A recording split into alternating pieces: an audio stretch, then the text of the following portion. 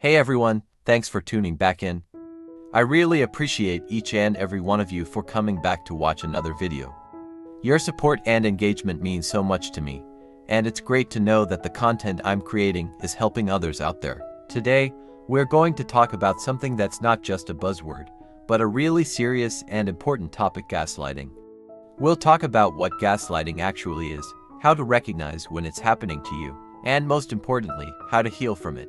So grab a cup of coffee, tea, or whatever relaxes you, and let's dive in. First, what is gaslighting? If you've never heard of gaslighting, you're not alone. It's a term that's gained popularity in recent years as more and more people are becoming aware of toxic behaviors in relationships, friendships, and even workplaces. But what does it actually mean, and where does it come from? Interestingly, the term gaslighting comes from a movie made way back in 1944 called Gaslight. In that movie, a man uses manipulation tactics to make his wife doubt her own reality. He slowly turns down the gas lamps in their home it's pretty creepy, right? That's why we call it gaslighting today. It's a tactic used to make someone question their own perception of reality, memory, or sanity, often for the manipulator's own gain. So gaslighting is a form of emotional abuse. It's not just about disagreeing with someone or having a different perspective. Gaslighting is deliberate. It's when someone manipulates another person into doubting their own experiences and reality. The person being gaslighted starts to think, maybe I'm remembering things wrong, or maybe I'm overreacting. Over time, this creates confusion, insecurity, and dependence on the person doing the gaslighting. You might be thinking, but why would someone do that? And that's a great question. People who gaslight others typically have their own psychological issues at play, such as narcissistic personality disorder, sociopathy, or other forms of manipulative behavior. They gaslight others because it gives them control and power in the relationship, and it helps them get what they want, whether it's emotional control, financial gain, or something else. Why would someone gaslight you? So, let's get into why someone would gaslight you. As I mentioned earlier, gaslighting is a form of manipulation, and like all manipulation, it's about control. But control over what exactly? Control over your thoughts, feelings, decisions, and actions. When someone gaslights you, their goal is to make you doubt your own reality to the point where you rely on them to tell you what's real and what's not. Let's break this down a little more. When you're in a relationship or any kind of interaction with a gaslighter, you start to feel like you can't trust yourself. You start questioning your memories, your judgments, and your decisions. It becomes easier and easier for the gaslighter to step in and take control because, in your mind, you've started to believe that they know better than you do. Here's an example. Imagine you had an argument with your partner about something that happened at a party. You clearly remember them making a rude comment to a friend, but when you bring it up later, they deny it. They tell you, that's not what happened at all. You're overreacting. Over time, you start to believe them. You begin to doubt your memory of the event and think maybe you were overreacting after all. That's classic gaslighting. Gaslighters are often people with narcissistic or sociopathic traits because these personality types are all about control. Narcissists gaslight because they want you to depend on them. If they can make you doubt yourself enough, you'll start to rely on them for your reality. They thrive on the idea that they are in charge and that others need them. Sociopaths, on the other hand, use gaslighting in a slightly different way. For them, it's more about manipulation to achieve a specific goal. They might want to control your behavior, your decisions, or even your financial situation, and gaslighting is a tool they use to get you where they want you. If you want more information on these two personality types, I'll leave some links in the description below. Now that we've laid the groundwork, let's talk about how gaslighting shows up in real life and how you can recognize when it's happening to you. Here's how these people use gaslighting. Let's break down how different types of people use gaslighting as a manipulation tactic. Sociopaths. Sociopaths are known for being extremely charming and convincing. They often appear very friendly and make you feel like you can trust them. But behind that charm lies a desire for control and manipulation.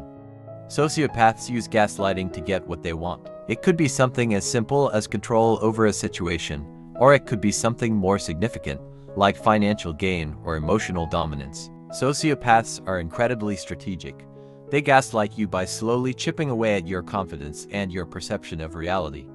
For example, let's say you and your friend who might be a sociopath went to a concert together. The next day, you clearly remember that you were the one who paid for the tickets. But your friend insists that they paid, and that you're remembering it wrong. They might even get mad at you for bringing it up, accusing you of being selfish or ungrateful. Over time, these small incidents add up, and you start to question your memory and even your sanity. Narcissists gaslight to make you depend on them.